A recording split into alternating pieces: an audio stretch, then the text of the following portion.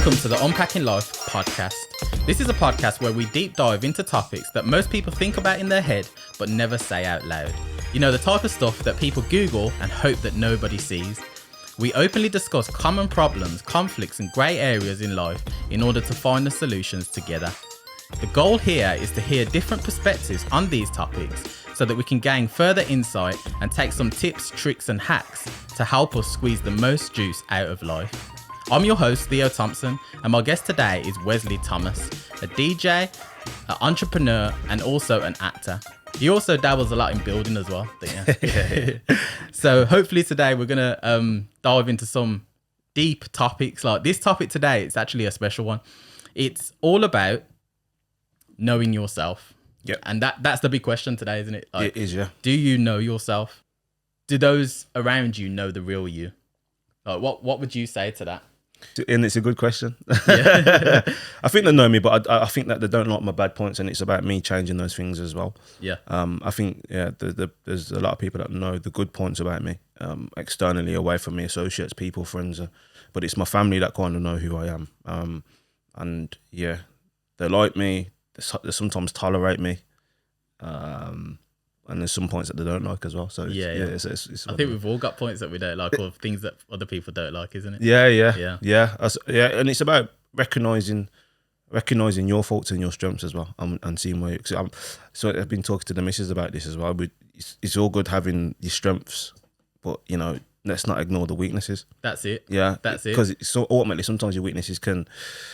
And I'm talking individually, can let down a relationship, for example. Yeah. If you're not aware of it. Yeah. So you've got to be aware of it. You got to know yourself to a certain degree, and I think it's an ongoing journey. I don't think it ever stops. It's true. You know what I mean? It's true. Yeah. Because I think a lot of the time it's a lot of people like to believe that they know themselves. Mm-hmm. Like obviously some people say, yeah, I like ketchup or I like brown sauce, and they know what they like and what they dislike. Mm-hmm. A lot of people. Mm-hmm. But to have that self-awareness, to be able to look at yourself and think, you know what, actually, I could improve that, or maybe I should hide that trait a little bit. This is my strength and this is my weakness.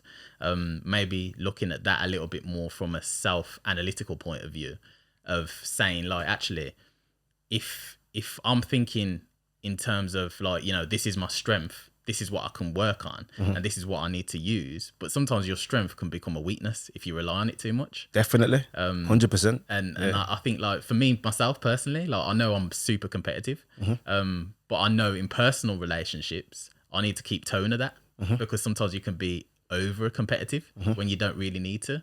So I think that self-awareness in your personal life, your professional life, and obviously the relationship with your missus or your wife or whatever the situation is, and kids as well. Having that self-awareness of where you're at is really important, because that's the starting block, isn't it? It's a beautiful thing, you know, bro. You know, I'd rather be around, you know, these people that think that they're perfect. Yeah. Rather than these people that they're not perfect, but they're being real. Yeah. That's the kind of people that you want to be around, innit? You know what I mean? That they recognise that, you know, that someone's not right and they're ready to put the work in. Does that make sense? I mean, and that's it really. It's a deep conversation, and I think in all the books that I read, you know, in terms of successful people, and I'm not just talking about wealth, I'm talking about, you know, achievements, and there's not been one person that I've read about that have not known themselves. Self-awareness is key to them being successful in whatever they do. And I think if you're not how can you measure something if you're not aware of it? And it's just really about that. I think my focus at the minute is, obviously I've got 2 young children, so I'm currently looking at myself, because I don't want to give my kids the bad version of me. So it's all good, you know. I'm quite ambitious, very ambitious. So these are the good things about me, but I want to know about the bad things, and I don't want that to rub off on my kids. Yeah. So it's about me being, you know, honest with myself and saying, okay, I need to see that and I need to work on it, because I don't want my kids to pick it up. You know what makes sense? Yeah. You know what I mean? So if we're talking about our personal lives then, in the sense of where we're at, how our character comes across in our personal life with our friends, family, things like that. Mm-hmm. How would you say being self-aware of who you are, who you really are, would help you in that relationship, in those types of relationships, in that setting? I just think it's okay. So, for example, a relationship, it's, you know, it's 2 people trying to compromise, and that's what it is essentially, really. Yeah. And it's about coming to a middle ground. And now, if an issue that I have is affecting us to come to that middle ground, I've got to be real with myself to maybe I need to do some work on myself in order to try and be a bit more being an easier partner, if that makes sense. Because we can all dig our feet in the ground and make, you know, everyone wants their own way.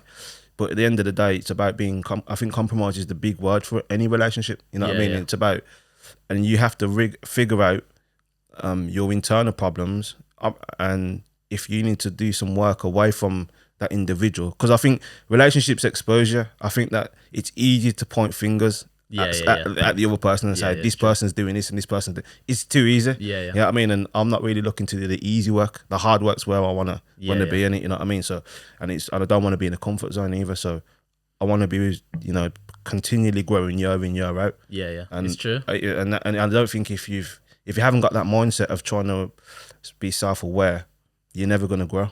That's it. You know? And the marriage won't last. It won't last, yeah. One of the number one keys, I mean, one of the things I've learned from marriage is like, you've got to be willing to, like, you know, hold your hands up and admit when you're wrong. But if you're not self-aware when you're wrong, and when it's just like, you know, your character being like, I don't know, out of place in some kind of way, then you're not going to be able to push through these issues, because marriage is work, isn't it? It's like, definitely.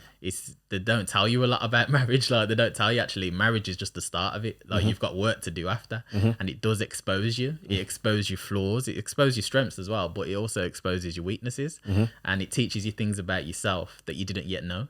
Definitely. I mean, me and Stacey, like, we're polar opposites, totally. Like, we couldn't be more opposite, but it's mad because opposites attract. And like, I would say it does. Yeah. But I think if it's too far apart, do you reckon it still can work then? Yeah, I think it depends. I think you've got to grow together, because you go through cycles. Yeah. Like us as like 33-year-old men, we're thinking differently in comparison to, like, you know, when we was 21. Definitely. Like, I got married when I was around 23, 24, I think it was. Yeah. So it's like my mindset back then, I would still say I was still kind of thinking like a boy.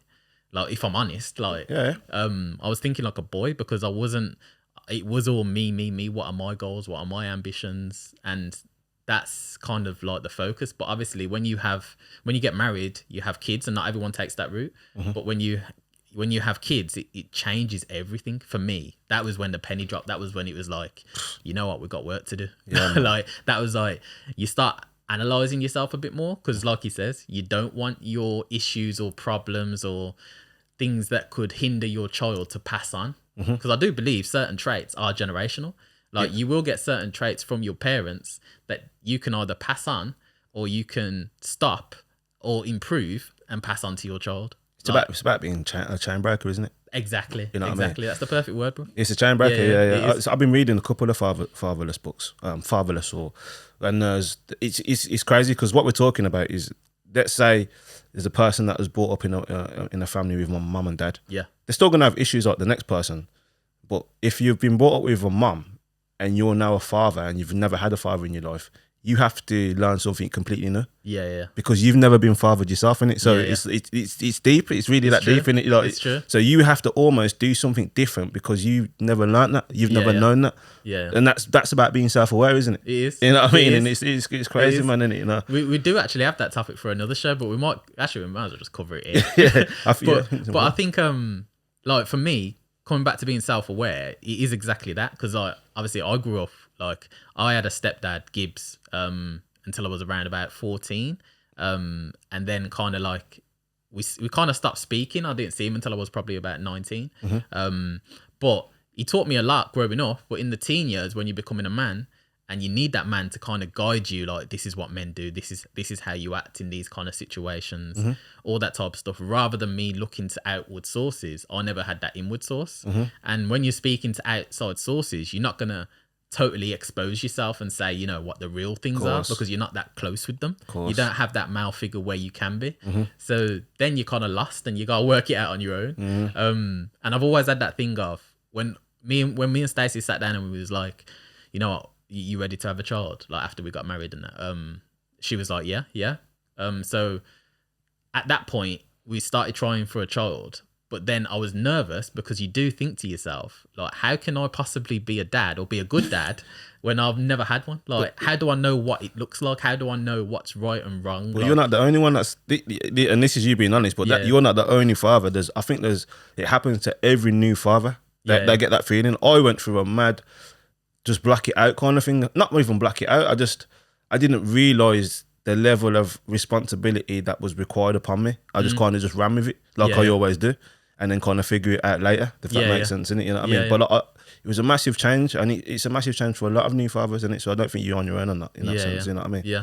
So, carry on, sorry. Go on, no. Yeah, so how did you overcome that feeling? To be honest, I think I'm still discovering. Yeah, like, I'm still going through that process. Because as Nai, who's my daughter, she's 7 now, and like as she's going through the stages, that what I'm teaching her and what I'm showing her is developing. But my kind of parenting style is slightly different, and it's totally different to Stacey's. Like Stacey would tell you, like me and Stacey, we parent the same as in our core morals and discipline, what's right and wrong. All that's the same, but in the sense of what we both offer the child, we both give 2 total different perspectives, because obviously we're 2 total different people. But she's got a skill set that's really good. Like she's really good with people. Like she empathizes with people, where I'm a bit less tolerant of certain things. And she's just a warm-hearted, sees the good in everybody. And you're like that as well. She's really like, she gives people unlimited amount of chances. Like that's something I've got to work on. If someone does me wrong, like I've got to work on to forgive them. Like I do in the end, don't get me wrong, but it takes a lot more work. So she's softened you in a certain sense. Yeah. She softens me. So she complements everything that I haven't got, in a sense. Yeah. So when we're parenting Nai, she comes from that perspective, but I'm coming from the other perspective with Nai, which is, like you're always improving. Like I've always had that mindset. Like if you're not improving, you're standing still. And I've kind of pushed that into Nai, but Nai's naturally got it. Like naturally, she's competitive. She wants to get things perfect. Like when she's drawing a picture and things like that, she's going through the nitty gritty details of like that the sky's got to be perfect. That shade of blue isn't right, and like she's very like analytical. Yeah. She's a perfectionist so much. If she does something wrong, she'll screw it up and then throw it away, start again. Like she's very much like that. And I think she gets that from me on the creative side.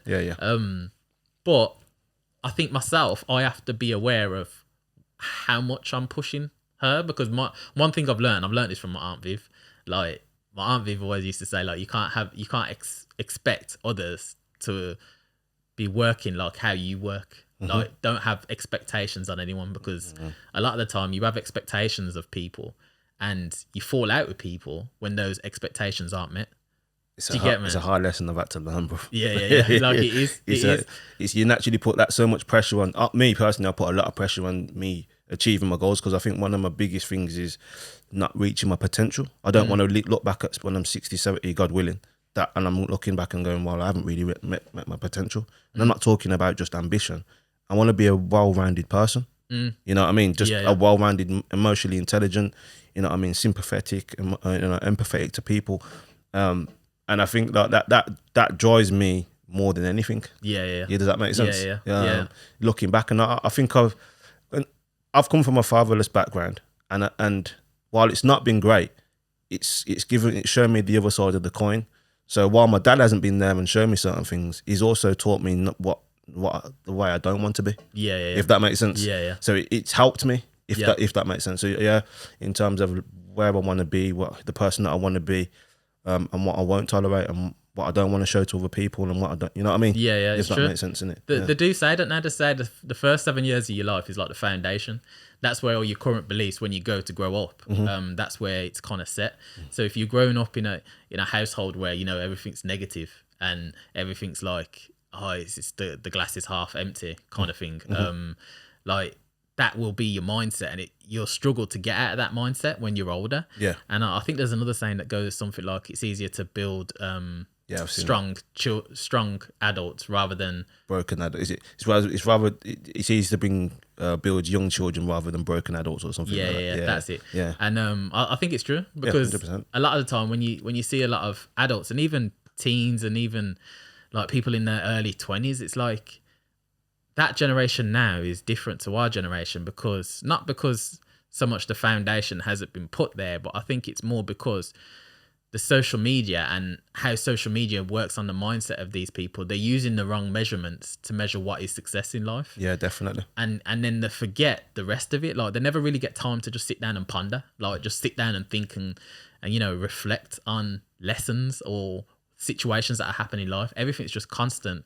You're consuming. You're consuming data. You're consuming stuff on your phone, or something's always on. You got AirPods in, and music's always coming in, so you don't really get that silent time. And I think that affects people a lot. Sad, Yeah, and you gotta think we're raising our children in that generation, so you've got to prepare them differently in a way to be able to cope with new things that we didn't have to deal with. Do you get me? Like, so it's a crazy thing. So almost you have to learn something completely new to raise children in this generation. Is that what you're saying? Yeah.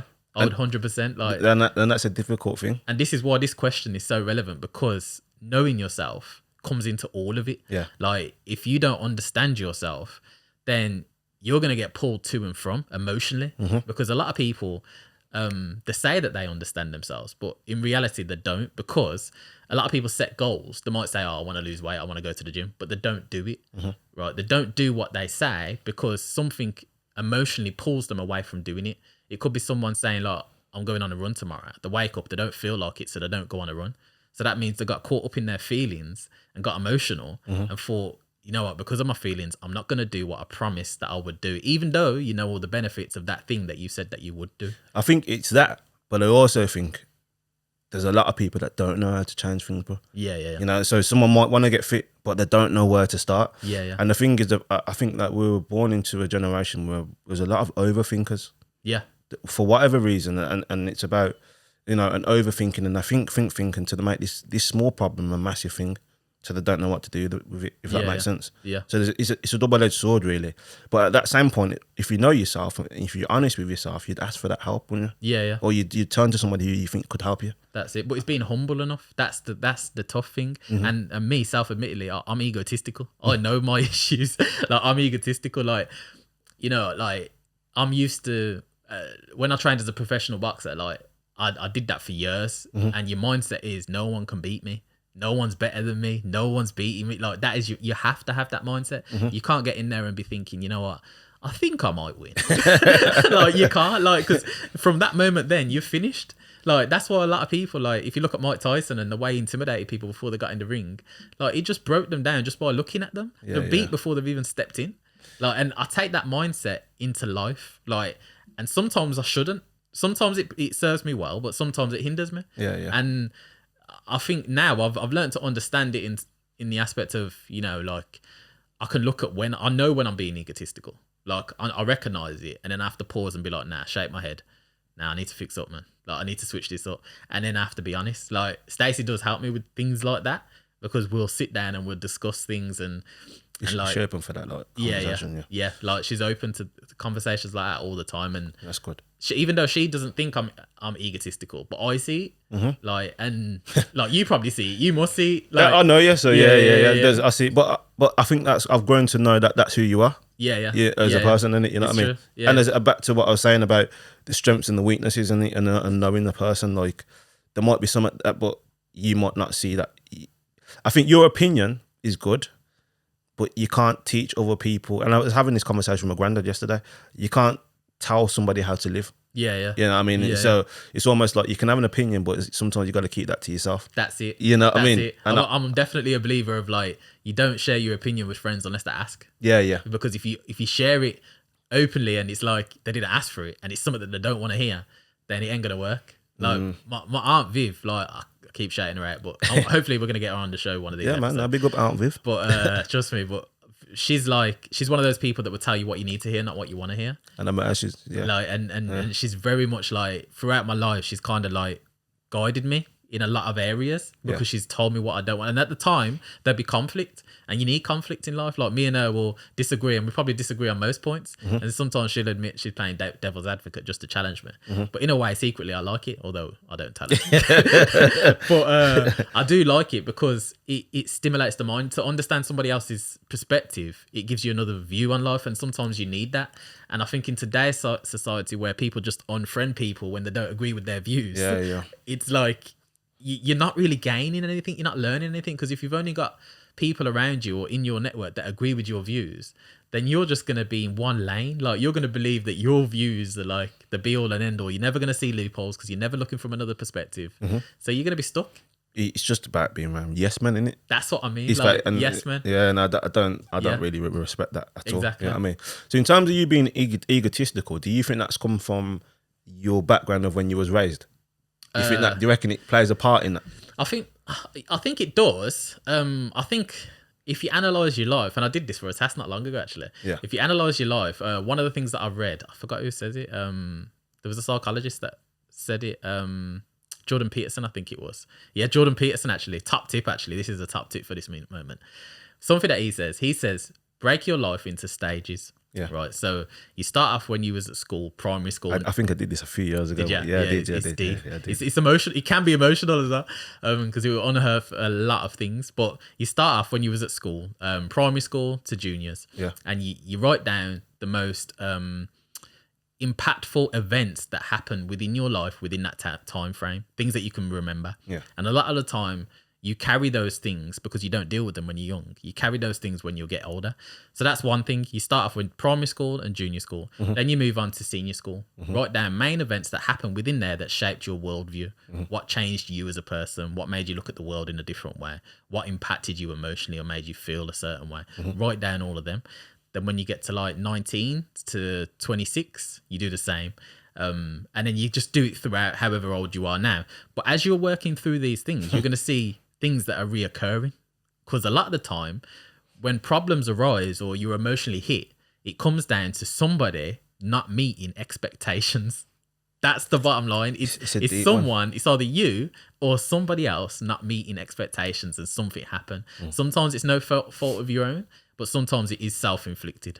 Like, and that's the reality of it. And it's hard to admit, like, as you're going through it. But you think, yeah. Yeah, like... You think, yeah. I'm reading this book called The Book That Your Children Wish Will Be Glad That You Read. Oh, yeah. I'm reading that orange now. one. The orange one, yeah. And what it talks about in there, and often, even with kids, you know, we might react to a kid who's crying too much or... You know what I mean? Or we might unconsciously react to a certain way that we seen ourselves reacting as a kid. Yeah. Does that make sense? Yeah. That means that there's an issue there. It's true. Does that make sense? Yeah. So, and it's about, and I believe that every person on this world has got childhood issues in one way, shape or form. No one's lived a perfect childhood. You know what I mean? And it's about picking that up and being self-aware. You know what I mean? And really tapping back into, okay, so why do I react like that? Okay, it's because my granddad used to do this or my mum used to do this. Yeah. And it used to, you know what I mean? Yeah. And it's about pinpointing that and actually being more aware of the issue, if that makes sense. It's an amazing thing, to be fair. It is. No, it is. And even with that task, like, I definitely recommend checking him out, Jordan Peterson. He's quite a deep guy, but he's very straightforward and blunt the way he puts things. But he explains, like, I think the person who he originally got it from was a guy called Carl Jung, I think his name is. He's a Swedish psychologist. Yeah. But he actually had a theory. I've looked into it a bit. I haven't thoroughly looked into it, but he basically had a theory where you've got 4 personalities, and you've got the persona that you put out to the world, what you show the world when you're out in the public eye and you're with certain friends that you're not that close with. That's a persona. But then you've got the real you. Do you get me? But then you've got the dark you. Just right. Do you get me? Like, the dark you is like, you know, the side that you pull out when you really need it or when things get tough. But it can go too far dark, or it can go like, you know, you can use the darkness in a way. It's kind of like a Darth Vader thing. Yeah. Like it literally is. You're a Jedi, and then you've got the other side, which I haven't looked too much into, but it's more to do with the sexual side to your personality, and it's to do with more of that side to it. But it's complex. Like, it is quite complex when you look into it. I think I read this book and it said, this was years ago, I can't remember the book, but it said like people are onions.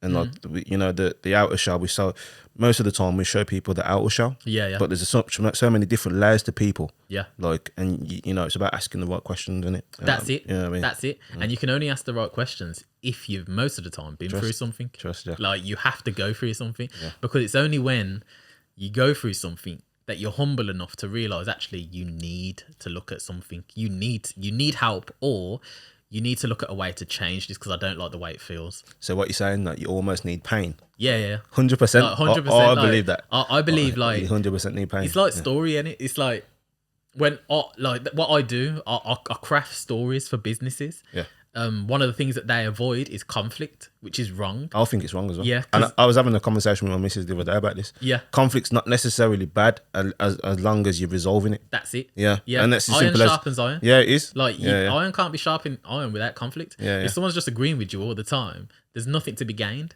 It's horrible. Like, there's nothing at all. And my missus is similar to Stacey. She's very nice, very warm. You know what I mean? She'll help anybody, and I love that about her. But at the same time, I feel sometimes she could be a little bit more, not even sterner, but more, I don't know, just it's a bit of a hard one to, because sometimes it's a bit too fluffy. And I don't know if that's because I've not been around fluff. Well, they do say, I know what you mean. You know what I mean? It's mad. I mean, I'm not, they do say that women are a bit more agreeable than men.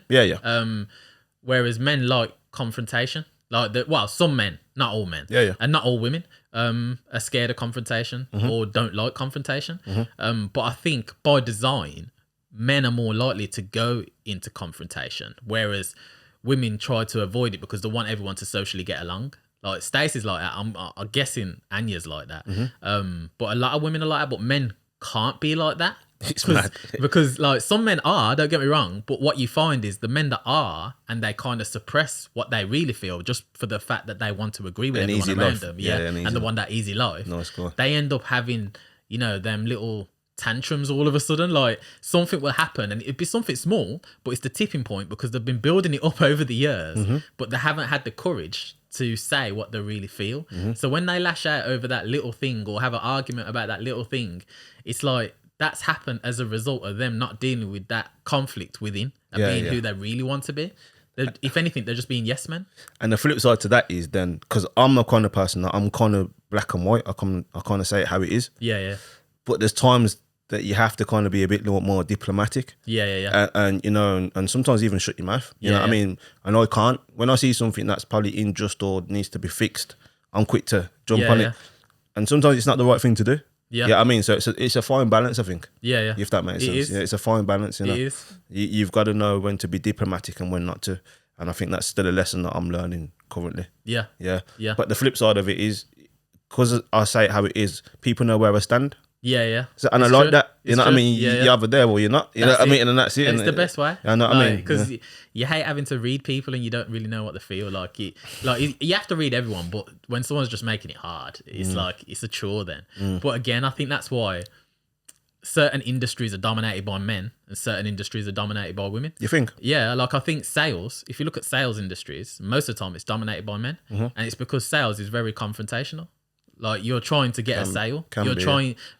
What I've found, and it's not 100% true because some women are really good at sales, and there's pros and cons to both. But as a majority, if you look at it, like even the engineering industry, it's a male-dominated industry, and that's because men are interested in things more than women. And women are interested in people. Do you get me? Like, and it's just the way they is. Even if you look at social media, if you look at most social media pages, and I manage quite a few, you can see the highest engagement is always women.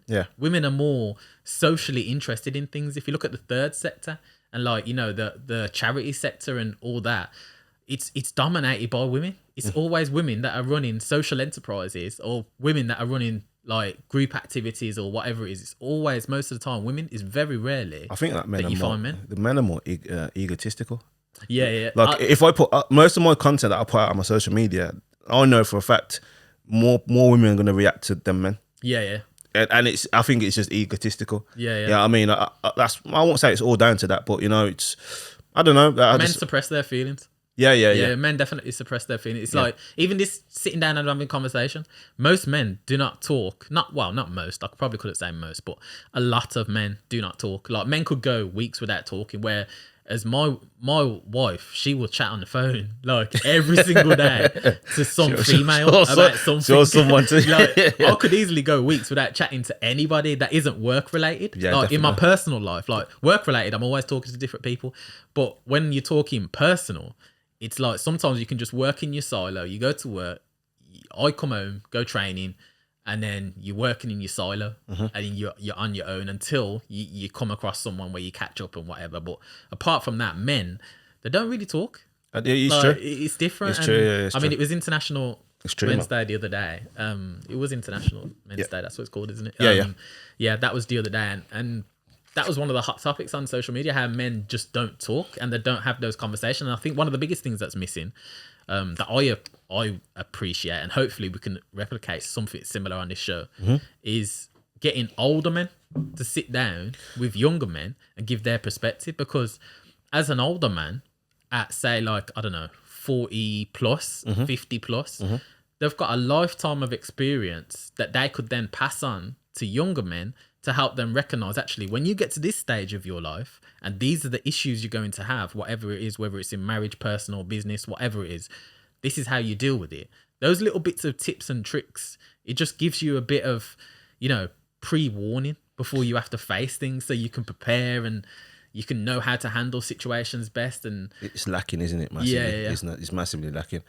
I think, and especially from a black perspective, and I don't want to bring in no colour into it, but you know, I think Jamaican and historically, they was never known to talk about feelings. Yeah. It was just, yo, get on with it. Yeah. You know what I mean? And I think don't ask big people questions. Yeah, that's seriously, innit? You know what I mean? And there was all heap of mental health that was happening back then. Yeah. That wasn't being answered. Yeah. And it's like, no, and I think that's still missing. You know what I mean? And it's a generational thing, and I think, and a cultural thing as well. Even when I go to Poland with Anya, they're not like that as well. It's all about having fun, and when it comes to, and jokes and laughs in it, but when it comes to the serious kind of conversation, there's no disrespect to them, innit? You know what I mean? Yeah. They don't have that serious conversation, and so it's a cultural thing, I think. That's it. You know and it's about finding that balance, isn't it? Yeah. Like it's having that balance between that and fun. Like, trust. Because you got to enjoy life, and everything hasn't got to be doom and gloom and serious all the time. But at the same time, you can't neglect those serious conversations, because then it stunts your growth. Well, a question: who taught you about sex? Boy, was it the TV? Was it your parents? It wasn't my parents. Like, I didn't speak to my mum about it. Like, well, she kind of told me, you know, the standard thing of make sure you hood up. Yeah. But if you do, but she says don't. But if you ever do, make sure that you wear protection. That was the main thing. But apart from that, nah. Nothing. Like, and a lot of people don't. Yeah. Like, and it's mad. Like, and if you're honest, like in your early days, you learn from porn. Yeah. Like, if you're brutally honest, that's how everybody learned at that stage when you were a kid and that, and you know, it weren't like now, whereas the kids have got internet and stuff. Back then, it's like DVDs. Like, magazines. Yeah. Do you get me? Like, and you wouldn't buy it from a shop. You get it from an X-Man. Do you get me? Like, you do those kind of things. Like, and then internet came in. That's what I mean. Like, so. And then that just ruins everything, because porn just ruins your perception of sex, because it isn't real. Like, and it ruins that perception. And obviously, as young people growing up, because they're not having that conversation with their parents, not everyone, because some do, but those that don't, they're kind of left to figure it out on their own. But this is a lot of people that's okay, because I wasn't told by my parents, probably the similar like hood up kind of thing, but really, that kind of conversation should be coming from your parents. Yeah. Just a little brief. It doesn't have to be so deep, you know what I mean? Explaining the ins and outs and what you should do and what you shouldn't do. But again, I think it depends. Have you got a father there? Yeah. Because certain things you just don't feel comfortable talking to your mum. I don't believe a mum. Don't get me wrong. And I believe mums, and my mum did the best, and your mum did the best with what they had at the time to raise a boy. But I don't believe that a woman could teach a boy how to become a man. I can't. And that's no disrespect. Yeah, like, you know what I mean? and it's not their fault, but they can't, because they're not. It's like, I can't teach a girl how to be a woman. I can't teach nice certain things about womanhood. Like, I have to leave that to stay. Like, I can have an input, obviously, from a man's perspective, but it's not a woman. Like, do you get me? It's deep, man. As I said, I'm reading a couple of books about fatherless, and it's like, you know, when a little boy can't play fights, like, and I've seen it in my own house. His mum will say, "Well, stop doing that, Zion." Or yeah. But a boy needs to test his strength. It is. No, honestly, in this truth, and that's where a father comes in. So you play fight with your son, and exactly, and so you can, you know what I mean. But a woman wouldn't do that. I wouldn't say that I did that with my mum. You know what I mean? And to a certain degree, it was about survival back then. You know what I mean? She's working, trying to put food on the table. That's it. All these other little extra bits that would have been nice, it just wasn't there in it. You know what I mean? So I would never discredit her for that. Yeah. But it's recognising those kind of things, isn't it? You know what I mean? And you know what I mean? It's like, you can throw your child up in the air, and like Stacey would scream like, "What you doing? What you doing?" And like, I'm like, "It's cool, I've got it." Like, like, but that's mummying, isn't it? Yeah. That's that mummying. But I think as children grow up, And I think a lot in today's society, I think a lot of the problems that young people face is to do with people mummying them. They're not preparing them for the world. Instead, they're trying to protect them from the world and keep them from it. It's mad, you know, because I think that itself, it's deep. It changes everything. And It's deep. I mean, I won't go into that topic today because that's a whole nother topic. I could go into that. Yeah. But it's a fine balance, bro. Because at the same time, because I think my mum kind of cut off at a certain point, and that kind of left me out there, and I felt cold at the time. You know what I mean? I didn't really understand. What age would you say that was? I'd say from about 16 when I could work. Yeah. My mum kind of took a back seat with it. She had us young. You know what I mean? She was 21 or 22 at the time. Yeah. So she went through a whole life of rigmarole. So when we was able and to do and earn our own money and stuff like that, she kind of took a back seat, which I don't blame her for. But so us and so many of my mates at that time were still being mothered. Yeah. You know what I mean? They're still being mothered, and it's crazy because they brought it into the adulthood now. You know what I mean? Even to the point where, and this is a conversation for another day, where they're trying to find a partner that's like the mum. Yeah. Does that make sense? Like they're trying to look for a mother. It's true. In a partner. Does that make sense? And it's not good. Yeah. You know what I mean? It's true. And in the early days, in brutally honest, that was me. I mean, 100%, bro. Like 100%. Like when I first met Stacey, I was like 18, and when I met her, it was like she ticked a lot of boxes for what I wanted at that point in time. So in that point of time, I was probably measuring things the wrong way because my perception of life was different, and it was, in my opinion, it was wrong at that time. But there was a lot of lessons to be learned from that. If you get me, like throughout, it's forced you to have to develop into a person that you need to become in order to, you know, love your family and do what you need to do for your family, and reach that level. But I think when it comes to coming back to the question, knowing yourself, you've really got to, like, you've got to ask these questions, in my opinion, before you settle down with someone. Because in an ideal world, in an ideal world, because in world. hindsight, I mean, don't get me wrong, I worked it out while I was with Stacey, and she was patient. Thankfully, she was patient enough to do it, and she had to work things out the same way. It weren't the same. Two people, not making out like, you know, I was just the problem. Yeah. Like, because it isn't that. We both had issues, and I think every relationship, it is two people coming together with different life experiences and perspectives, coming together and then trying to make one relationship. But I think a lot of the time there is elements of people that don't deal with the issues that they picked up beforehand, and then they bring that into a relationship. And then when that happens, that's when it's just conflict that you can't find solutions to. It's about being honest. Yeah. First and foremost, honest with yourself before you're honest with somebody else, and that's what I look at it. Yeah. If you're not honest with yourself, there's no way you're going to be honest with anybody else. You know what I mean? Yeah. So, for example, I think because of that, my mum leaving me around, well, it's probably a little bit earlier than 16, probably about 15, 14. I had abandonment issues. Yeah. I felt abandoned. Like I literally at that point, don't get me wrong, because I've got a strong family. Yeah. I got aunts, my nan and granddad, God, you know, I love them. They're like my parents, like second parents really, innit? But I had those issues that I needed to deal with because I felt like cold. I felt like, and even now, it's still now, I'm cold. When Nanny wants a little bit of love, I can be cold. So do you sometimes. struggle to show affection because of that? Would you say that had a knock-on effect in how you show affection?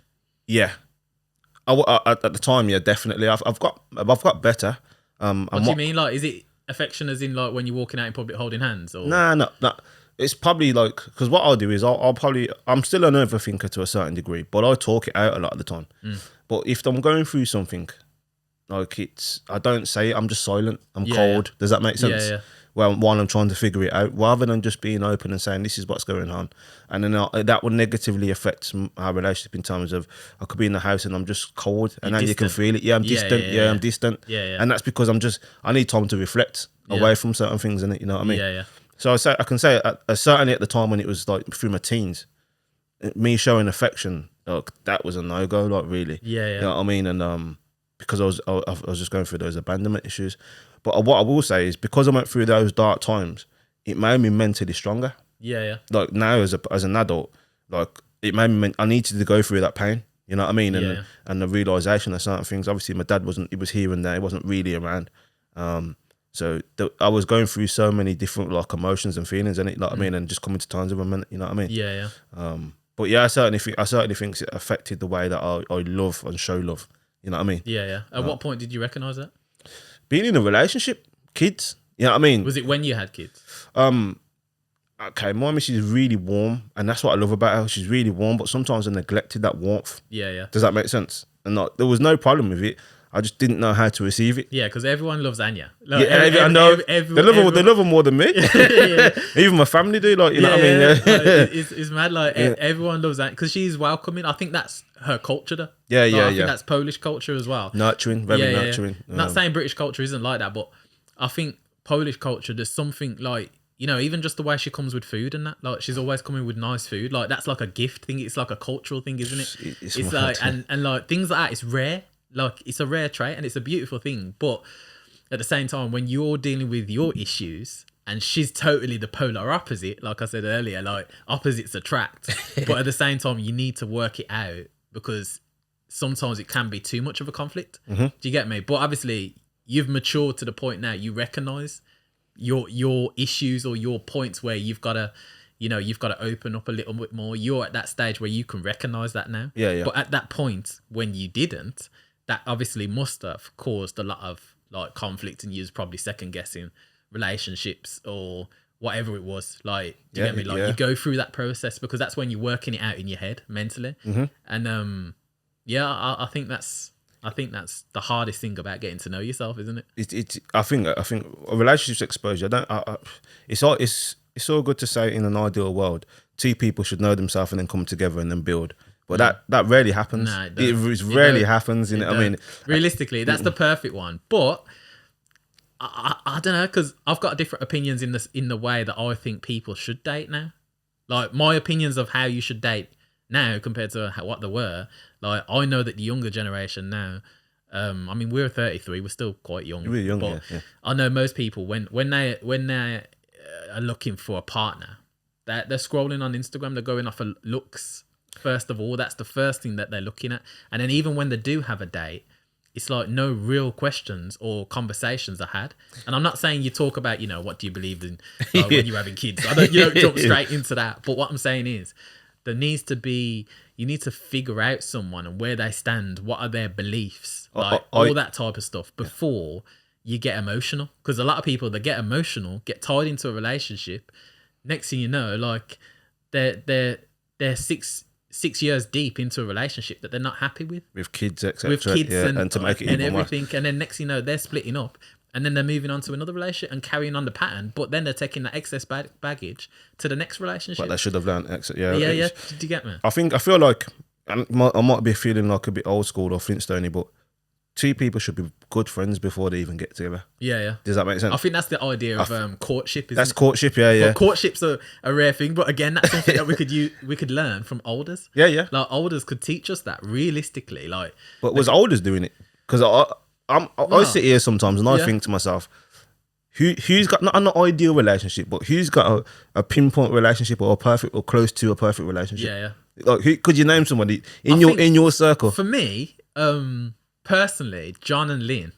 John's obviously like a pastor. Yeah, he's in a church, and Lynn's in a church as well. They're both Christians. The way that they've conducted themselves, the way that I see them when I'm with them, and I know them quite well. Sadly, Lynn died this year. Yeah, yeah, like Lynn, she was a beautiful woman, caring, loving. Like I couldn't fault them. I've don't get me wrong, they're not a perfect couple and they admit that. But them two are the most loving combination. Like if I was to say what is marriage, I'd point to them. Would you? That's my idea of what is marriage. Even if we could have half of that, like I'm happy, I'm good. And that's good that you've got that, man. Yeah, like, but not if apart from that, I can't point at anyone and say, look, that's what I would consider a marriage. Don't get me wrong, there is people that I know that obviously are married. Yeah. But obviously, you've got your own expectations on what marriage should be, isn't it? So the question is that the society in general lacks role models. Yeah. Definitely, 100%. Because nowadays, it isn't like people like to say there isn't one set truth. Everyone's got their own truth, which I don't believe. I don't believe it. Like, obviously, everyone's got their own perception and they've got their own beliefs, but it doesn't mean it's the truth. Like people could think, oh, this is the right way to do something. But that way that you're thinking leads to these results. Do you get me? Like, if you do something the right way, the actual right way, it's going to lead to different results over time. Exactly. Yeah. So if one's leading to like bad things, then obviously that isn't the way. Like, because that's the hard road. But if there's another route and you're living off principles, then that's a different thing. And there's a saying by Eric Thomas, where he talks Eric about Thomas as well. Yeah, Eric Thomas. He talks some truth. He does. He does. Yeah. He talks about behind every principle there is a promise. But behind feelings, there is nothing. Mm-hmm. Like, because feelings fade away. Yeah. If you was to go off marriage with feelings, like, you love someone, but at the same time, if you was to think that you stay in love automatically, no. Like, you've got to work on that. Like, love doesn't just stay there. And that's just being real and honest. And I think a lot of people recognize that. 100%. Because you go through stages in life, you know, when you're lukewarm, and then another stage where you're like, you love each other, you can't stay apart. Like, there's stages in marriage and your relationship, but even with friendships with friends, like, you can be like hanging around with someone strong and speaking to them weekly, daily, and then next you know, you don't speak to them for a good 3 months. Mm-hmm. Do you get me? But it doesn't mean that you've just like totally disconnected, you don't like that person. It just means that there's stages in relationships, and it's managing that and recognizing that sometimes it's you and you need that time, and sometimes it's them and they need that time. But the open is both of you being honest. Exactly. And that's the key. And it's you've got to communicate that, though, because if yeah. you start to distance yourself, like you were saying, and you don't communicate, it's not you, it's me. And you don't communicate what you're feeling, then the other person's going to be wondering, oh, is it me? Have I done something wrong? Or is this happened or that happened? And that happens. And that's what happens a lot in workplaces as well. Like, I mean, I don't work in an office setting, thankfully. Yeah. But one of the things that I see when I step into certain offices is I can see the office dynamics and the politics and all that happen because communication isn't there. Like, I can't stand office. That's what I mean. I can't stand all that. That's why I don't work in an office setting. I like to just work from home or go into clients and I work with them, but I like to come out of it because all that to me is just draining and it's unnecessary and it's unproductive. Because if you're worrying about office drama and all that kind of stuff, then it's taking you away from the task that you should be working with together as a team. Rather than actually thinking about the problems that are happening. And yeah, man, I think back to the feelings, what you said, I got a book about marriage a couple of years ago, and I still got it, and I refer to it every now and then, and it kind of what you should read, something like what you should read before marriage, or the ideas that you should be reading before marriage. Okay. And it's basically just telling you the issues that people go through. And what we find is, in a lot of times in love relationships, for example, is people are chasing that old feeling. Yeah. And what they don't recognise is that love it goes through so much different changes. And what you'll find is love will start to change, and one of the two of the people want to chase that old feeling that they used to have. Yeah. And because they haven't got that old feeling, they feel like they're never going to get it back. Yeah. And hence why a lot of relationships break down. Yeah. So it's about knowing that there's going to be a journey here. And there's going to be ups and downs. But there's 3 principles, I think there was. Friendship, intimacy, and romance. Yeah. And if you haven't got those 3 things in your relationship, because they're not always going to be present in your relationship. Yeah. So the friendship, when the romance is not there, it will hold up the relationship. Yeah. Intimacy keeps the romance, and it's all interconnected. Yeah. Does that make sense? Yeah, that makes sense. So it's about understanding that certain those 3 things that need to be present in your relationship. A lot of the time, people get together with just on the lust. Yeah. So there's that little bit of could tie it into romance or whatever. Yeah. But once that drops, there's those other 2 things, intimacy and friendship's not there. Yeah. Does that make sense? It's true. Yeah. Like, 100%. Like one of the things I say, and I say this all the time, like I disagree. Like a lot of my friends disagree with me on this, like, because they don't believe in it. But I don't believe in sex before marriage. Like, and there's a number of reasons why. But one of the biggest reasons that I can see just from observing is that if you take sex out of most relationships, the relationships won't last at all. Like, and it's not even the case of, you know, the man is just going to cheat and go elsewhere. It's the case of that's their only level of intimacy. Like, because a lot of people, not all people, but a lot of people, when they're in a relationship, they don't really have these deep, meaningful conversations.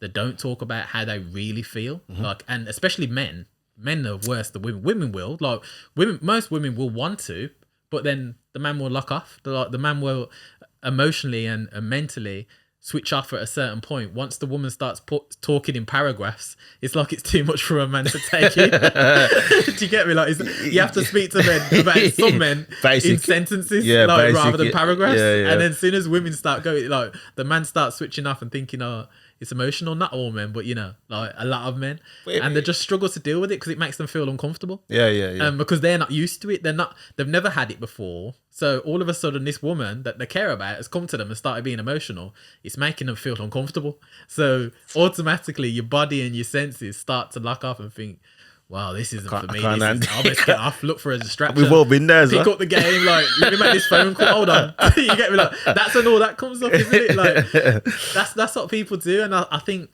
I don't know, me being raised by a woman and with my mum, because my mum's a strong character. Yeah, she is. She's kind of like, she's gave me the best of both in the sense of she's gave me certain attributes from men, but obviously certain things she couldn't give, but attributes from women in the sense of I feel comfortable talking about my feelings. If anything, I probably talk to Stacey more about my feelings, and I will confront. Like, if I feel something's wrong, I'm like, you're right. And she'll be like, yeah, I'm all right, but I can tell something's not. And then she'll tell me. And then we'll sit down and discuss, and then I might share something about me, and we'll talk it out. Like, but that's good, though. Yeah, it is good. It is good. But I think sometimes there's a time to talk, and sometimes there's not a time to talk, if you get me. Like, sometimes certain things just don't need to be brought up or said. Do you get me? Like, I think it depends on what it is. As I said, I do you get me? Like, sometimes it's like it's a minor issue, but by bringing it up, it can become major, and it doesn't need to. Do you get me? But then how do you tackle that?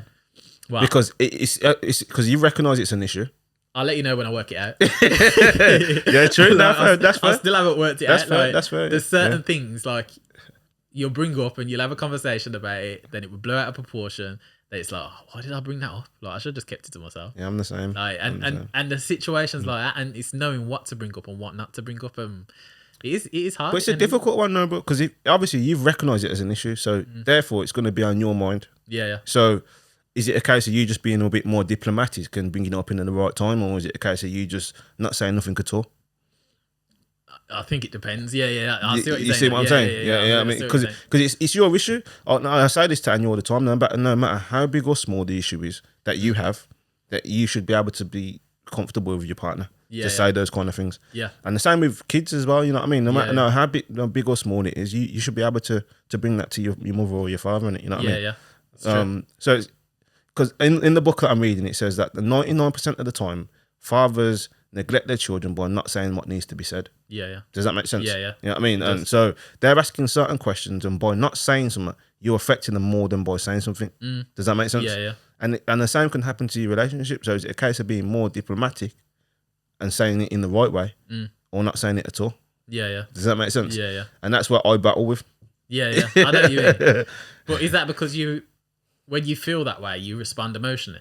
Or would you say you're more of an emotional person or logical? No, logical. 100% logical. Yeah. My problem is, what I'm saying is not wrong, it's how I say it. Yeah. And that's where my emotions get into it. So is that because you show it saying it emotionally? Yeah, like I'll show it in a frustrated way. Yeah. Does that make sense? Yeah. I'm not like, I wish I was more like chill back and say, you know what, babe, this, that, and the other. Calm and collected. Yeah. And sometimes my emotions get the better of me, which I'm trying to learn back now to be a bit more emotionally intelligent. Yeah. Does that make sense? Yeah, you know what I mean? And it takes a long time to do that, obviously. But it's that switch thing, and again, it comes back to the question: self-awareness, like, and how much do you know yourself?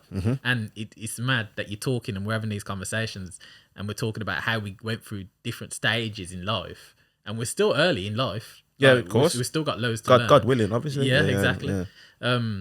But at the same time, it's like we're working it out, and like this is why I thought it'd be useful to put together something like this, where like people get around it. Ain't just going to be men. It's going to be women giving their point of view as well. We'll have like 4 people in here, and we'll talk it out from different perspectives. But this is why it's useful, because I think a lot of the time people are more concerned about how they look to others, rather than and if you just open up and just say what things are, then life will be so much easier. Because I think a lot of the time people, they have all these problems in life because they're self-inflicted. Because there are solutions out there to these problems. It's just that people aren't looking inwardly, and they're looking outwardly, and they're putting on a perception to people outside. Yeah. Do you get me? Like, Gary Vee says it as well. Yeah. You know, when he says about someone's insecurities and fears and all that, you be open with them because no one can then use it against you. Exactly. Yeah. Eminem. And Eminem. Like, it is 8 Mile, isn't it? Like, if you put out all your weaknesses out there, no one can use that against you. But not only that though, you'd be relating to a lot of people because there's a lot of people that are going through the same thing.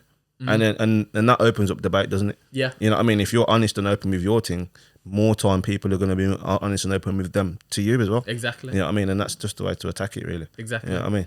Exactly. Yeah. So in terms of growth and that, in terms of like career and ambition, how do you think that affects knowing yourself? How do you think that affects your ambition and your career and your direction and where you want to go? I think professionally it would change the game if you know yourself, and I've seen it and I've put it into action myself. Like, one of the things that I'm an advocate of, and you know this, personal development for me is massive, and I've been doing it since I was young. My granddad Goffrey actually got me into, I think it was Rich Dad Poor Dad, one of the first books that I read that was on personal development. When I read that, it kind of opened my eyes to a new world, that there's other possibilities, that you don't have to go to school, go to uni and then come out and get a job and work that way. Like, that kind of opened up the world to me. Yeah. And then from that, it was like personal development as in my character. And I think understanding how I operate and how I work, I would work in an office setting and I would see a solution to a problem that the business has got. But I would then understand, actually, I need to deal with this diplomatically. And one of the books that I read, 48 Laws of Power, one of his rules, I think it's the first rule, he says, the author's name is Robert Greene, I think his name is. Yeah, I know him. One of the rules that he says is don't outshine the master. Right. Now, I didn't understand this at the time until I went through something where, like, you know, you start to do good at your job, you've got a manager, and you start to outshine the manager. And the manager then sees you as a threat. So then they start to downplay you in front of higher management. And then next thing you know, you're in conflict with your manager and he doesn't want you to succeed. I was talking about this offline, wasn't it? Yeah.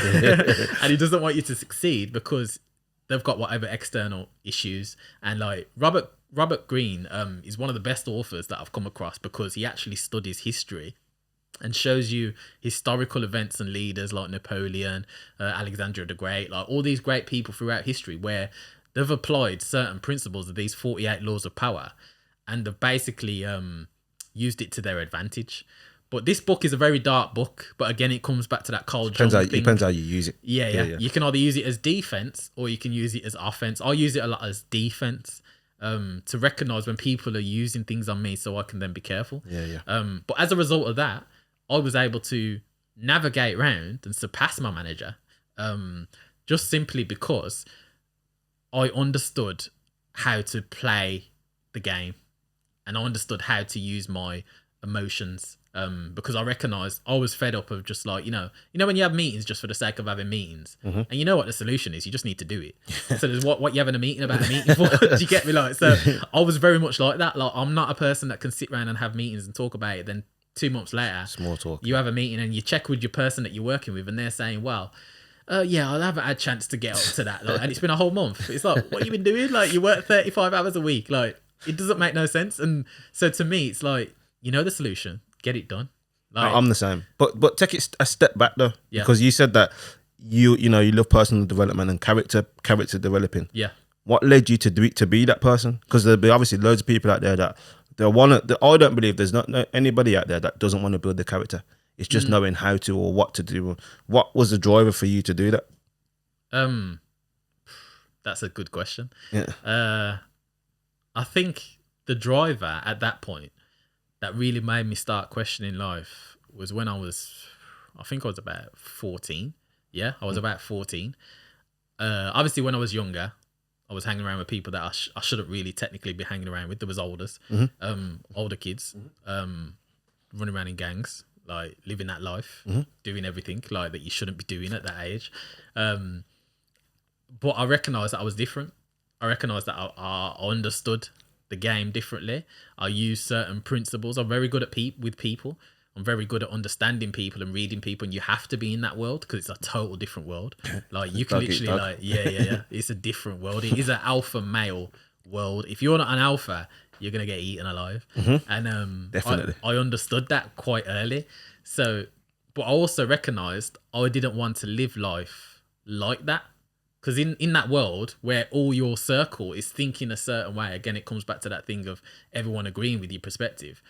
Like, I think I come across this one guy, and it was an older black guy. And I remember I went to a course or something after school or something.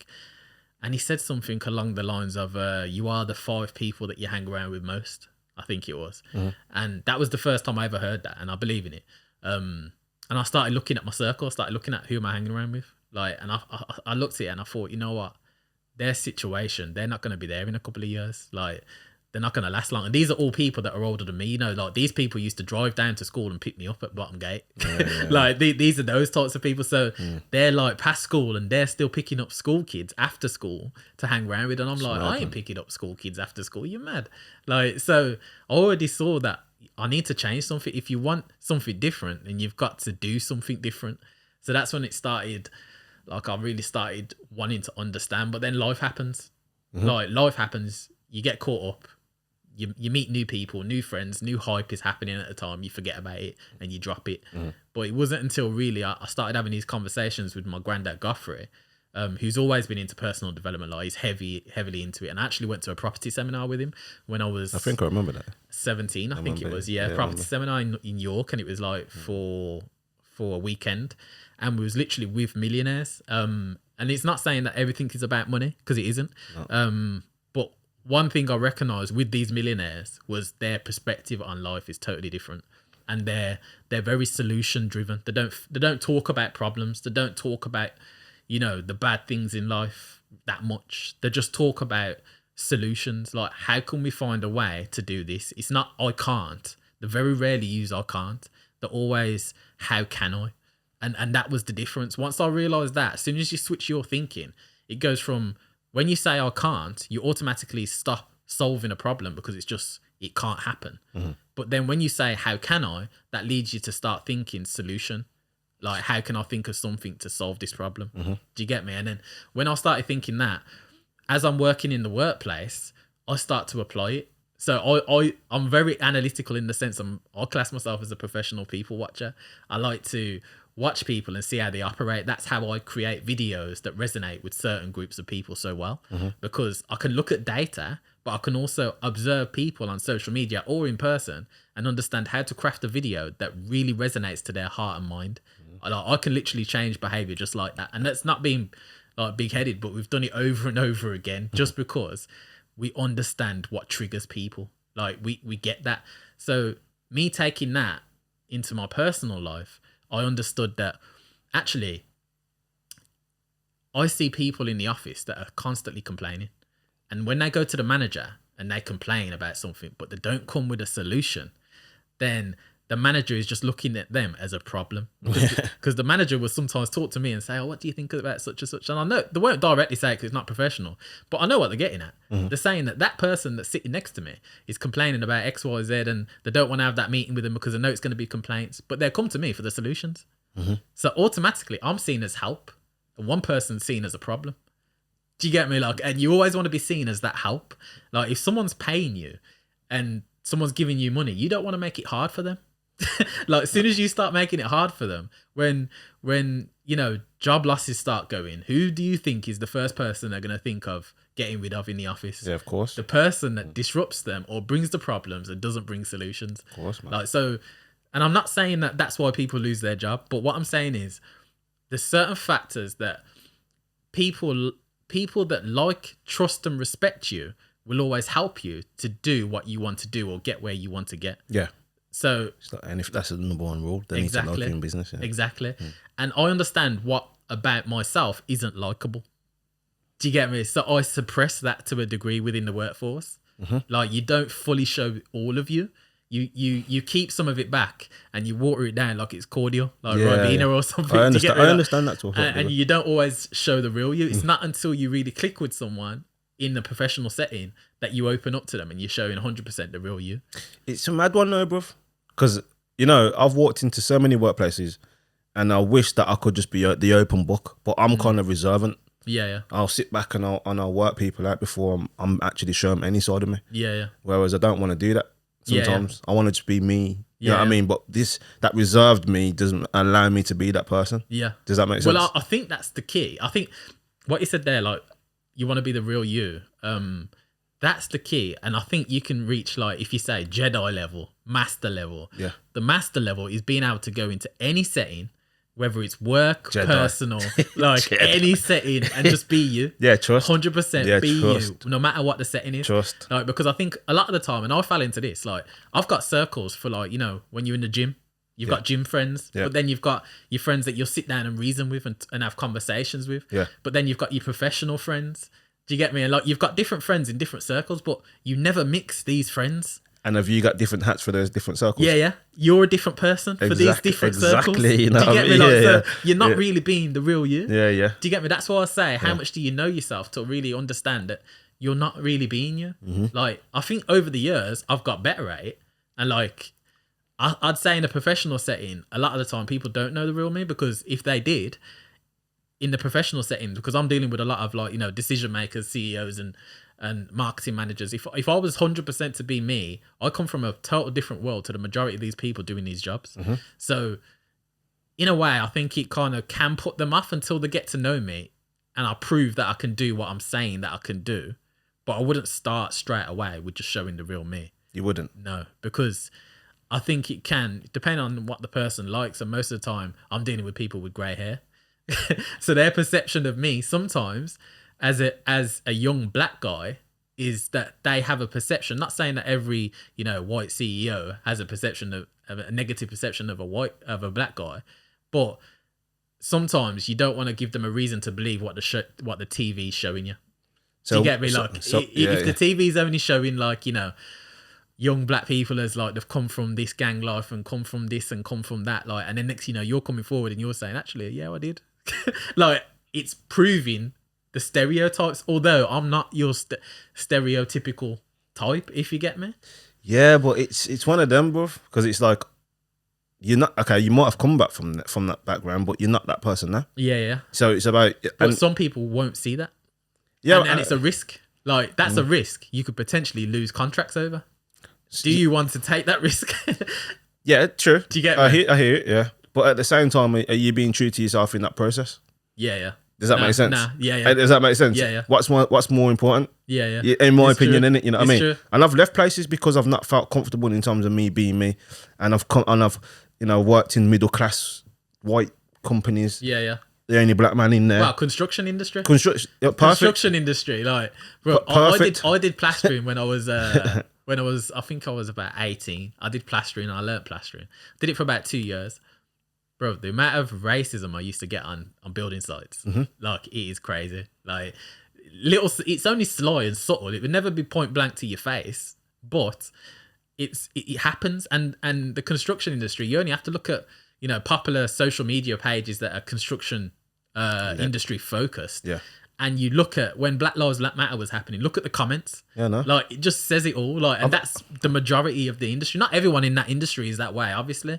But I've experienced it directly. That's what I mean. Yeah. And you're still in there. Like, you're still working that industry, and it's like, you have to ask the questions, man. You know what I mean? I've been speaking to clients behind the phone and email, and then when I've turned up to a meeting, I've got this. Yeah. I've got this this impression that they're like, wow, I didn't realize you was black and that. And that makes me feel away, because I'm like, well, how should I have acted to make you know that I was black? Exactly. You know what I mean? Yeah, it's true. How do I? You know what I mean? And it starts you start to ask yourself so many different questions. I've had the same. Like, yeah, I can imagine. That's why I have on my email, I put my picture now, so they're not surprised. And it's sad that you have to do that, but realistically, you have to, like, just to warn them. And it's very rare. Don't get me wrong, I've never had anyone say anything to me directly, but it's the subtle cues that you pick up and you see, like, the stereotype of you know, thinking that you're a certain way, or thinking that you listen to a certain type of music, or, you know, like, it's just a perception of you, or you're not treated as an equal or respected the same way. Do you get me? It's almost like you have to prove your worth, like, twice as much. There's two conversations in it, because it's maybe these people have never been around these type us before. Yeah. So they don't know how to receive us or take It us. is. A lot of the time, that's all it is. Yeah, that's what it is, isn't it? Yeah. It's just that they haven't been around people that look like us or that come from the background that we have, and that's why, as you get older, you're more tolerant of it, even though you shouldn't be really, but technically you have to be. I think you have to be. And that's on both sides, you know. Like, yeah. You know, and I think that's. Whereas before, you would have just lashed out and just cussed and said something like, I think you would have just said something because you're thinking emotionally. You're not thinking logically. Mm-hmm. And it's understanding yourself and understanding emotional intelligence. Like, actually, let me walk away from this situation and deal with it another time. Because if I deal with it now, I'm probably gonna say or do something that I shouldn't. Like, and it's natural because you're emotional. It sparks up those emotions, and depending on what you're going through at that day, you might be tired, you might not have had enough sleep, you might be going through something in life, like someone close to you might be in pain, and this is just that one thing that pushes you, so you have to walk away. And it's easy to say that you need to know yourself, but it takes a time. I think it takes years, but I think what's important is that somebody's on the path, subconsciously on that path of trying to. So say if somebody's listening now, and they're at point A. Yeah.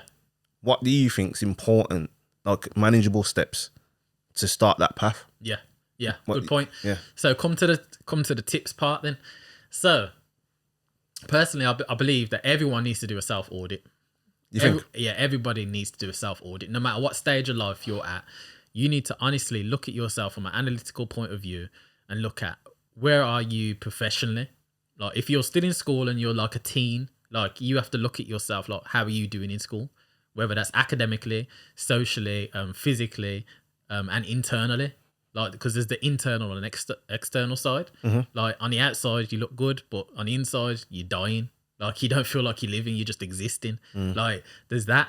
So I think realistically looking at yourself and thinking like, am I where I want to be in this area of my life? So socially, have you got the circle that you would want?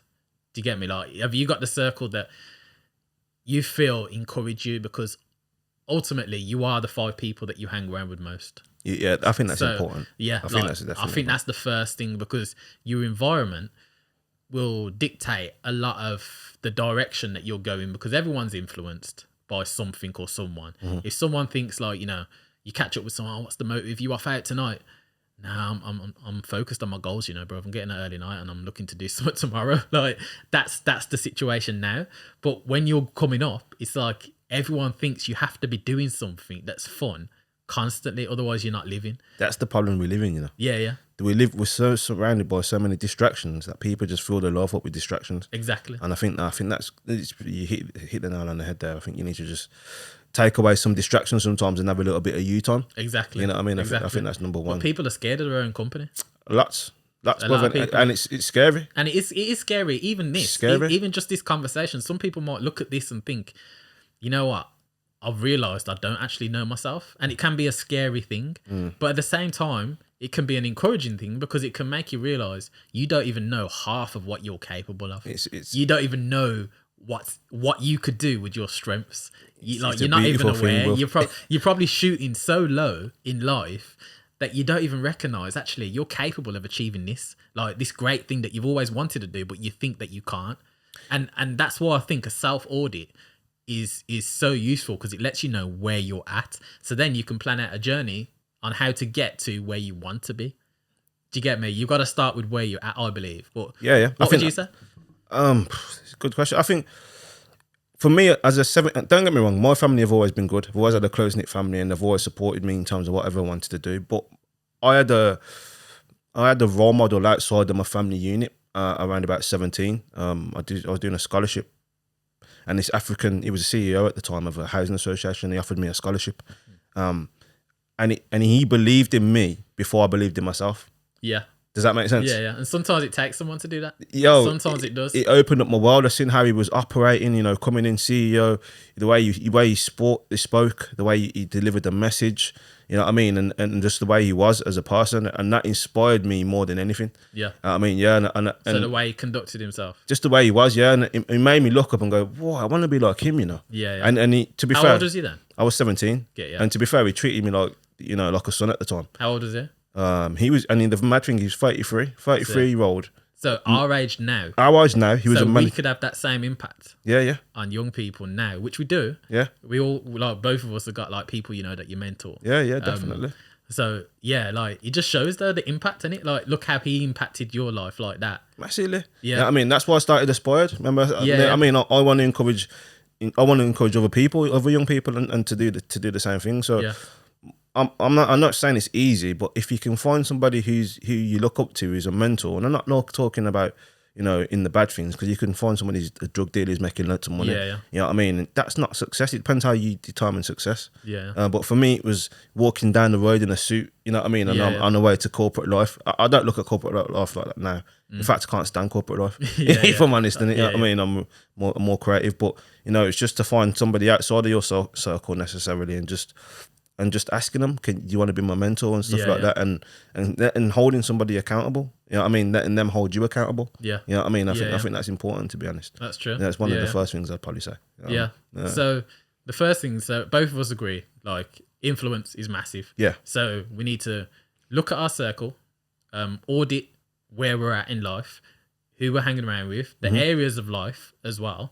So our personal settings, professional settings, family settings, and all these areas, other areas, like what you're doing for fitness, things like that. Because some people, they can train with the wrong people and get wrong results. And even just when you're training, because you're having these conversations, you know, it's like some people that go to the gym, they're all on steads. And they're all their conversation is just pure negativity. Like, and it's like, it's all about image, and that's all the conversation is. And this is why, boy, it's mad. It's mad, isn't it? And this is why people, like the majority of people that are on steroids or that are living that life, I can guarantee that they're sniffing, they're on coke. Like all of them, like they're on coke, and then that's why depression is at such a high rate, because it's the come down. It's distraction. Of the coke. It's the distraction. What we're talking about. Exactly. And it's mad as I've got older, and that, you know, those materialistic show people. I can't stand them people. You know, bro. You know, and seriously, I've had to just, even social media. Unfortunately, I've just had to like unfollow certain people because that's what they're about. And I'm just. It's really shallow. There's more to life than that. You know what I mean? And everyone's different. You know what I mean? And I think I had another mentor as I got into business a little bit later on in life, about 19, another African fella, and he said to me, visualize who you want to be, and not just visualize who you want to be, like get down to detail. So you want a BMW, you want a BMW X3, whatever, X5, and he kind of, because I think some people want to be this person, but they don't know. They gotta envision who they want to be. And build to that. You know what I mean? And it's about identity and understanding the identity of who you want to be. So it's about spending time with yourself and kind of jotting down these ideas and these targets and keeping yourself accountable. I think first and foremost, it starts with a conversation with yourself. Before anything. And being honest with yourself in it at the same time, in it. True. Yeah, you know what I mean? 100%. Yeah. And when it comes to, like, let's switch it around. When it comes to parenting, what would you say is a tip for parenting to helping a child to be more self-aware? Because I think self-awareness in a child in today's day and age is one of the number one traits that you can give a child. But give your take on what you think is important as what can you do? Practical steps, tips. I got a daughter. I'm a co-parent with my daughter, daughter's mother. So and she lives in Sunderland. So one of the things that I do, it's a 3-hour drive just to get there, and 3-hour drive to get there. So it's a 7-hour round trip. So when we're driving back, we just have quizzes. I can't remember where I picked this up, but we sit there and we question certain things. So I say, what would you prefer out of this and this, and why? So I'm trying to understand her driving force behind it. Not rather than just, I could easily give her an iPad and just say, yo, just watch that. We're going to, do you know what I mean? I'm trying to understand who she is and her, for her to understand it as well. Because I might bring something to her awareness that she might not be aware of. True. And then she might think about it. You know what I mean? And then she'll think about it, and then she'll ask me again, Dad, what did you mean by this and that? You know what I mean? Makes sense. Does that make sense? So it's only a little thing. No, but it's the little things with children. Like that's the little things that make the massive impact. I think because she doesn't live with me as well, I don't spend as much time with her as I'd like to influence as much as what you'd like to. Yeah. And it's about, and in that process, it's about her knowing me. her getting to know me. Yeah. Who's dad? What's he about? What does he like? And 9 times out of 10, when I ask her a question, what do you think dad would like out of this and this? Yeah. She knows the right answer. Yeah. So that shows to me she knows who I am. Yeah. And then in her, she's identifying, well, this is my dad. This is what you know what I mean. Yeah. Does that make sense? Yeah. So I think it's about questioning them and not just giving them distractions or iPads and playing with them. Yeah. The question is, in this book that I'm reading at the moment, you know, when your child comes to you for attention, and parents go, "Well, I ain't got time for you right now. I've got to do this." The question is, what did your parents do with you? Did they spend time with you? Did they play with you? You know what I mean? Because 9 times out of 10, it's not the case. Yeah. So, you know, when I'm making music and my son comes to me, "Dad, come and play with me." And I go, no, I'm busy. Yeah. And the reason why I do that is because, and I'm not saying I do this, but it does happen from time to time, don't get me wrong. Yeah. It's because my mum didn't play with me. Yeah. She didn't have the time to do that. Yeah. So because I haven't been taught that, I'm trying to now teach that to my son. Yeah. Does that make sense? Yeah. Does that hopefully it makes sense. Yeah. Perfect sense. And I'd it's agree, about 100%. It's about recognizing that, you know what I mean, and trying to spend time with them and trying to let them learn their own brain as well. Yeah. You know what I mean? Yeah, 100% agree. And I'd probably add to that and say the number one thing I think is parenting out of love. Because kids don't care what you know until they know that you care. That's number one, that is. That's number one. 100%. Yeah, that is number one. And there's a book that I read years ago before when Stacey was pregnant with Nye. I was reading loads of parenting books because, again, coming back to that, being scared to be a father, I wanted to learn as much as I could. Fair play, you know. I read a lot of books, and there was one book that really stood out for me, and I use it to this day in all relationships, not just with my child. It's called the 5 Love Languages by Gary Chapman, I think his name is. But he goes through how, you know, like, people show love in their own different ways. The way I show love to Stacey is not necessarily the way that Stacey wants to receive love. Everybody has different love languages. And I think there's 5 different love languages. There's words of affirmation. There's quality time. There's gifts. What was the other one now? There's touch. Yeah. Can you remember the other one? And acts of service. Acts of service, that's it. Yeah. So those are the 5. Now, you can love somebody, say with Nyana, I know her love languages because I've worked it out. So I use her love languages to show love to her, although they're not my love languages. And because I do that, it resonates even more with her, and she'll appreciate it even more, and she responds to it. But at the same time, if it comes to correction and discipline, because her love language is words of affirmation. If I say, "Nana, what are you doing? What you done that for?" Like, because I'm using words of affirmation in a negative way and I'm using my voice, that will really impact her. Do you get me? Like, whereas another child where their love language isn't, words of affirmation, it won't impact them as much. Do you get me? So I have to be careful with how I discipline, in the sense of, like, I can't be as strict as what I like to be with my voice at certain times, just because I've got to take into account her love language. Gotta manage that. Yeah. And because of that, now she's more responsive to me when I do give training, when I do give those little, teachable moments when something happens and you sit them down and you're like, "No, I understand what you're saying and I understand how you're feeling, but this is why you felt that, I think. If it isn't, then tell me." Like, and you open it up and you kind of help them to understand themselves by having these questions. Yeah, of course, man. It's like when they're upset, it's like, why are you upset? Don't just say why you're upset, tell them off and then move on to the next task. Like, really help them to understand why they're feeling this way. Because as soon as you set that foundation, they're going to go on to use this foundation for the rest of life. Because emotional intelligence, bro. Exactly. It's emotional. Exactly. The one thing I want to teach your son is emotional intelligence. Exactly. How because to manage your emotions. If they've got that, they'll master everything. They'll do what they said they would do, because their feelings won't get them caught up, and they'll live behind principles. And this is another thing that I'm teaching her now. And don't get me wrong, I'm not parenting no way perfectly. And I don't think there's a perfect way to parent, but I think there's ways that you can maximize the results and preparing your child for the world that we're living in. I don't try to protect her. I give her an element of, I safely let her take certain risks and expose her to certain things. Like, we'll do boxing, and even when she's tired, sometimes I'll push her, because I know what I need to push her outside that comfort zone. Of course. And she needs to get used to getting pushed out. Yeah, although she's a very girly girl, she's not a tomboy, and she's not really like, but she'll do it because she enjoys it. but I know there's an element of it because she's doing it because she wants to please me. Yeah. Do you get me? So I have to manage that and I have to keep my eye on that. But I think with children, if you help them to understand themselves and build them up in that way, it will serve them well in life because there won't be followers, there'll be leaders. So that means most of the peer pressure things that they shouldn't be doing when they get to teens, they won't do because they'll always have that voice in their head, that internal voice that will tell them, actually, no, I shouldn't do that. Don't get me wrong, they'll probably still make mistakes, but it's not going to be to the extreme that it would be if they didn't have that guidance from that voice. I think there's 2 points to add to that is normally somebody shows love the way they want to be loved. So that's how to recognise it. Yeah, I mean, I think that's number one. And number two, I've been reading The Compound Effect. And is it Simon Sinek who read that book? The Compound Effect. I think it's Darren. Is it Dan? No, it's not Simon Sinek. It's Darren Hardy. Is it? Yeah, Darren Hardy. That's right. Yeah, that's it. And he was talking. So there's another question. Yeah. What do you think's most important? What you say or what you do? Because in his book, he talks about his father was a sports coach. Yeah. So every morning he'd get up, do the same routine, and he what he was doing is instilling in his kids, because he was a single dad, he was instilling in his kids principles about getting them doing the right things. Yeah. And that's what installed in him. So what do you think's most important? What you say or what you do? What you do.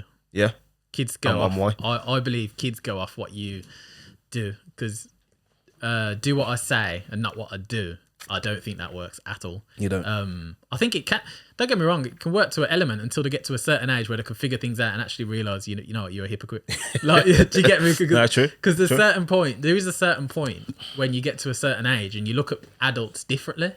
Like there's that crossover point where you think to yourself, it's deep. Like you don't look at that adult as that, that perfect adult anymore because you start to recognize the flaws. Yeah. And that's them being human. You recognize people as human rather than a hero, which is natural. Mm-hmm. But for me personally, I admit to know when I make mistakes. Yeah. Which is at first it was a struggle, but again it comes to self-awareness. I've got to be honest with her, and I've got to give her an environment where it's safe to make mistakes. Mm-hmm. Because if you're scared to make mistakes, then you're never going to push yourself outside your comfort zone. That's good, man. That's really good, man. Really push forward with things because you're worried about doing something wrong.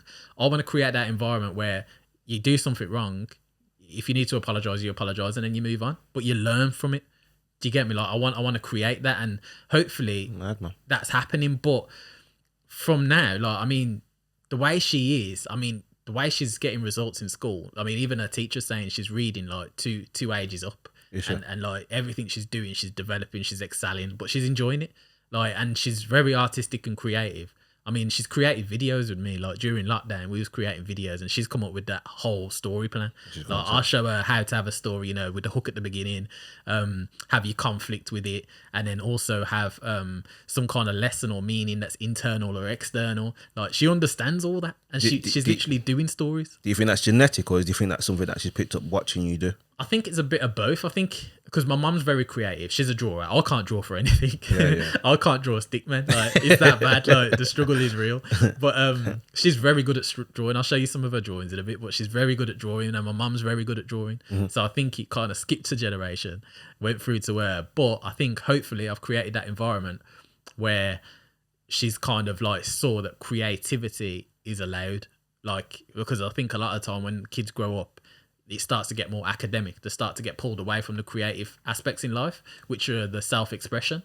And that's why I think a lot of young people sometimes struggle to express themselves because it's suppressed to a degree. I generally, unfortunately, I don't agree with the school system. Yeah. Because I've been in there and I was creative. I've always been creative. I've always drawn. I've always done music. And I don't think the school allowed me to be that kind of person. Yeah. And by not allowing me to be that person, they kind of outcasted me. Yeah. You're not academic, so you don't belong here, and so I think it's massively important. So my son loves music because I'm always developed that music around him, and I think and I'll always try to kind of push that. You've been having him rocking since he was a baby. Yeah, from young, innit? Yeah, remember he used to post things on Instagram and he'd be just there jamming and that in his nappy. Still is now, like, you know what I mean? He loves music and he loves dancing, and I want to kind of express that to him and make sure that he knows that. Well, he could have that genetically from you. Yeah, maybe. Yeah. Maybe. And then plus you've created the environment to excel it. Mm-hmm. Do you get it? Because that's what I think a lot of it is. They say that a lot about child prodigies, don't they? The question whether is it environment or is it genetics, and it's a hard thing, but that's another topic. Yeah. That's another topic. Mix of both, I think. Yeah. We'll bring that up in another topic. We'll probably try and get an expert to come in on and talk about it, actually. Yeah, I think it's a mix of both. Because I want to get some of these authors onto this podcast. That's the next thing that I want to do. Get them on and get them to actually either come here in person, or we'll give them a call and get them on so they can give their take, and then we could just bounce off that. Yeah, it sounds good, man. Sounds good, doesn't it? Yeah. But hopefully for the first episode, you guys got a lot of value from this. We touched on a few things there. We touched on a few, didn't we? Like, yeah. We went on in a few. So so hopefully you guys enjoyed it. If you did enjoy it, make sure that you subscribe, and then also remember to leave us a review, because it really helps. Like, reviews help so much. It just helps us to reach more people, but also it helps us to understand what do we need to go into more detail on. So if there are specific topics that you want to hear us talk about, let us know, and we'll be sure to talk about them in the next episode. And more than likely, you're going to be seeing Wesley more often anyway, because he's going to be popping up. Yeah, thanks for having me, man. Thanks for having me. No problem, man. It's always good to catch up and just talk. Yeah, man. Like, I'm all up for a conversation. Yeah, and he's always got a good perspective to come with, and I try to. That's it. Yeah, man. So thanks again, guys, and signing off for this one, and we'll see you on the next one. Peace. Take care.